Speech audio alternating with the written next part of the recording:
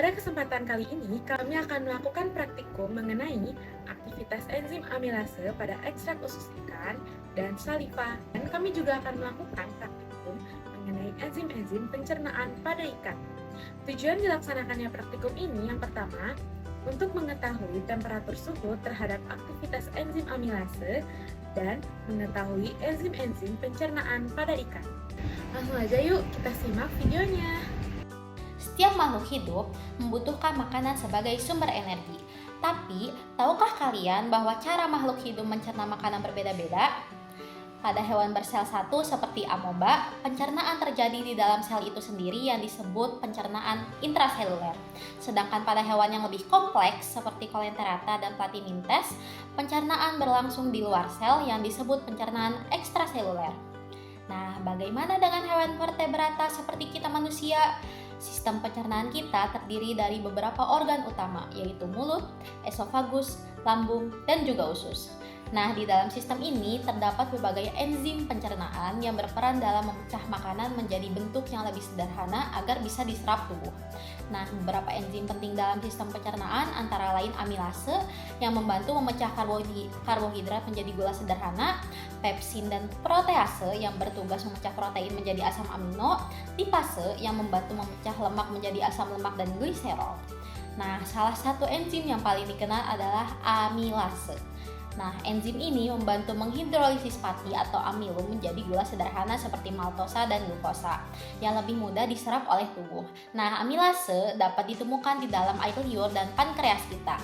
Saat kita mengunyah makanan yang mengandung pati seperti nasi atau roti, amilase mulai bekerja memecah pati bahkan sebelum makanan sampai ke lambung.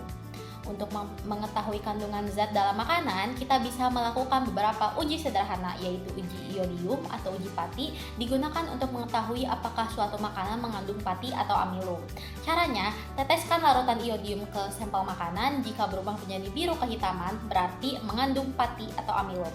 Selanjutnya ada uji biuret atau uji protein, digunakan untuk mendeteksi protein dalam makanan. Larutan biuret ditambahkan ke sampel. Jika berubah menjadi warna ungu, berarti ada protein di dalam makanan tersebut.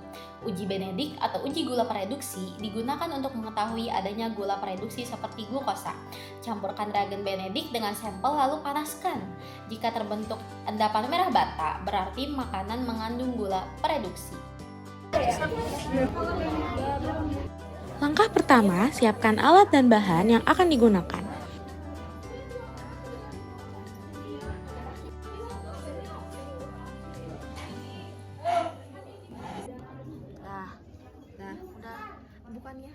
Siapkan bahan seperti iodium dan amilum yang telah dipanaskan dan juga ditetesi saliva dan ekstrak usus ikan. Lalu pada plat tetes, teteskan terlebih dahulu indikator untuk iodium. Lalu teteskan ekstrak usus ikan atau saliva pada setiap kurun waktu 2 menit. Setelah itu teteskan 1 tetes larutan iodium. Jangan lupa untuk menghitung waktu untuk mengetahui titik akromatisnya. Setelah didiamkan, jika ekstrak usus ikan dan saliva berwarna lebih pudar dibanding indikatornya, mengartikan bahwa ketan polisakarida telah diuraikan atau telah hilang. Hal ini terjadi karena dipengaruhi oleh suhu.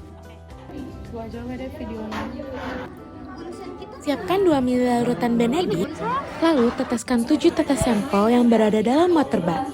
Setelah itu, panaskan di atas punsen hingga larutan di dalam tabung reaksi mendidih. Lalu amatilah perubahan warna yang terjadi. Adanya gula pereduksi ditandai dengan munculnya warna hijau, kuning, orange, merah bata. Semakin kuning atau merah warna, semakin banyak gula pereduksi. Siapkan bahan-bahan yang diperlukan. Lalu ambil 2 ml albumin dan tuangkan kepada tabung reaksi A dan B. Pada tabung reaksi A, tetesi 10 tetes ekstrak usus ikan dan pada tabung reaksi B, tetesi 10 tetes aquades. Jangan lupa untuk menghomogenkan larutan dalam tabung reaksi. Setelah itu, panaskan 10 menit dalam water bath bersuhu 38 derajat Celcius. Jika sudah, tambahkan 5 tetes CuSO4 pada setiap tabung reaksi. Lalu tambahkan juga 2 ml NaOH pada setiap tabung reaksi. Setelah itu homogenkan larutan yang ada di dalam tabung reaksi dan amatilah perbedaan warna ungu pada keduanya. Pada tabung reaksi A yang telah dipanaskan, terlihat warna ungu lebih pucat. Hal ini terjadi karena protein yang dipecah oleh enzim lebih banyak. Selanjutnya ada aktivitas uji enzim amilase. Uji enzim amilase menggunakan uji iodium, di mana uji iodium ini menggunakan satu tetes sampel dan satu tetes larutan iodium. Nah, uji ini bertujuan untuk mengecek ada tidaknya karbohidrat di dalam suatu larutan. Karbohidrat tersebut seperti amilum, glikogen, maupun monosakarida. Dengan indikator terjadi perubahan larutan sampel menjadi berwarna biru apabila setelah dideteksi iodium, dan lama-kelamaan larutan sampel tersebut akan menjadi kuning seperti warna iodium apabila sudah mencapai titik akromatisnya. Uji enzim amilase kali ini digunakan dua jenis sampel, yaitu yang pertama ada saliva dan yang kedua ada ekstrak usus ikan dari beberapa jenis ikan. Nah, untuk suhu yang digunakan terdapat 3 suhu, yaitu suhu 25 derajat, suhu 38 derajat atau suhu optimal suatu enzim untuk bekerja, dan suhu 50 derajat atau suhu ekstrim. Nah, kemudian untuk saliva dari 8 kelompok dan dilakukan perlakuan berbeda, maka terdapat hasil yang berbeda. Untuk kelompok 1 pada suhu 25 derajat belum muncul titik akromatis sama sekali. Untuk kelompok 2 pada suhu 38 derajat titik akromatis berada di menit ke-30. Untuk kelompok 3 di suhu 50 derajat, titik akromatis berada di menit ke-30. Kemudian untuk kelompok 4 di suhu 25 derajat, titik akromatis berada di menit 22. Untuk kelompok 5 di suhu 38 derajat, titik akromatis berada di menit 28. Untuk kelompok 6 di suhu 50 derajat, titik akromatis berada di menit 50. Nah, kemudian untuk kelompok 7 di suhu 25 derajat, titik akromatis berada di menit 50, dan untuk kelompok 8 di suhu 38 derajat, titik akromatis dari saliva ada di menit ke-30. Dari data-data tersebut, ketika dibandingkan titik akromatis dari yang merupakan hasil dari uji enzim amilase pada saliva ini mayoritas muncul pada menit ke-20 sampai ke-30. Tetapi ada pula yang baru muncul pada menit ke-50. Berdasarkan hasil pengamatan yang dilakukan, pada ikan mas kita mulai melihat perubahan warna pada menit ke-18. Namun perubahan warna ini menjadi semakin pekat pada menit ke-22 dan 24. Apa artinya ini? Perubahan warna yang semakin pekat menunjukkan bahwa enzim amilase masih berperan aktif dan mampu mengubah pasti menjadi gula produksi. Nah, berbeda dengan ikan mas, pada ikan gabus tidak terjadi perubahan warna sama sekali. Ini menunjukkan bahwa enzim amilase tidak aktif dan kurang efisien dalam mengubah pasti menjadi gula produksi. Selanjutnya, mari kita lihat ikan lele.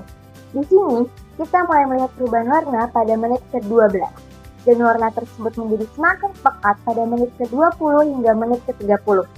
Ini menunjukkan bahwa aktivitas enzim amilase pada ikan lele lebih baik dibandingkan dengan ikan mas, sehingga mampu mengubah pati menjadi gula produksi lebih cepat. Perbandingan antara ketiga ikan ini dipengaruhi oleh beberapa faktor.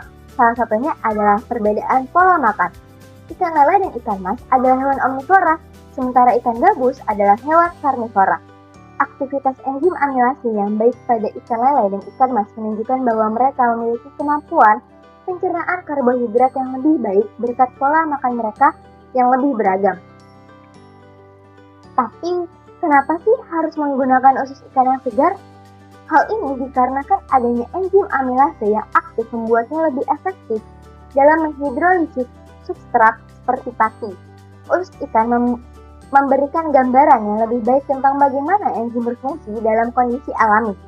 Selain itu, penggunaan toluen saat menghaluskan usus ikan bertujuan untuk membantu ekstraksi enzim atau komponen lainnya. Hal ini dapat memudahkan analisis dan memungkinkan kita untuk mempelajari interaksi antara beberapa enzim yang terlibat dalam proses pencernaan.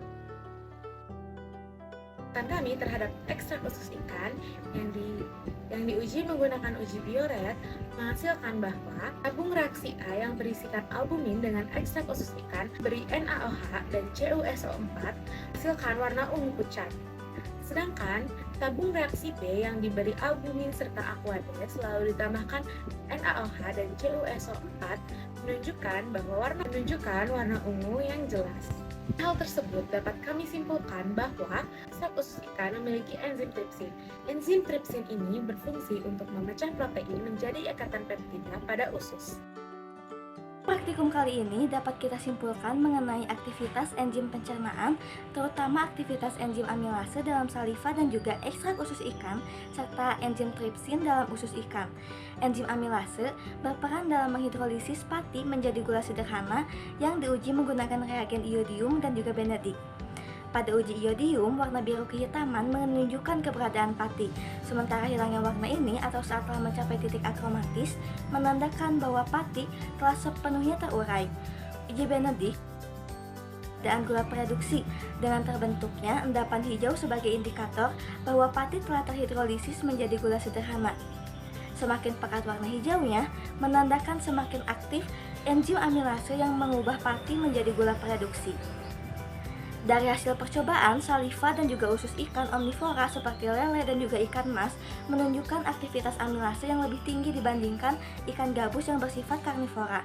Ikan lele memiliki perubahan warna tercepat dan juga yang paling pekat dalam uji benedik, diikuti ikan emas, lalu sedangkan ikan gabus menunjukkan aktivitas enzim amilase yang sangat rendah. Enzim tripsin yang terdapat dalam usus ikan diuji menggunakan uji bioret yang mendeteksi keberadaan protein dan juga ikatan peptida. Warna ungu menunjukkan adanya protein, sedangkan semakin memudahnya warna ungu menandakan bahwa enzim tripsin telah memecah protein menjadi peptida dan juga asam amino. Suhu mempengaruhi efektivitas enzim. Dengan suhu optimal pada 38 derajat Celcius, di mana enzim dapat bekerja yang paling baik. Penggunaan usus ikan segar memastikan enzim tetap aktif, sementara penggunaan toluen membantu mengekstraksi enzim. Hasil percobaan ini menunjukkan bahwa aktivitas enzim pencernaan dipengaruhi oleh pola makan ikan serta kondisi lingkungan seperti suhu. Sekian video pembahasan mengenai praktikum aktivitas enzim amilase dan juga aktivitas enzim tripsin pada ekstrak usus ikan dan juga saliva. Semoga video ini dapat mengedukasi dan terima kasih telah menonton.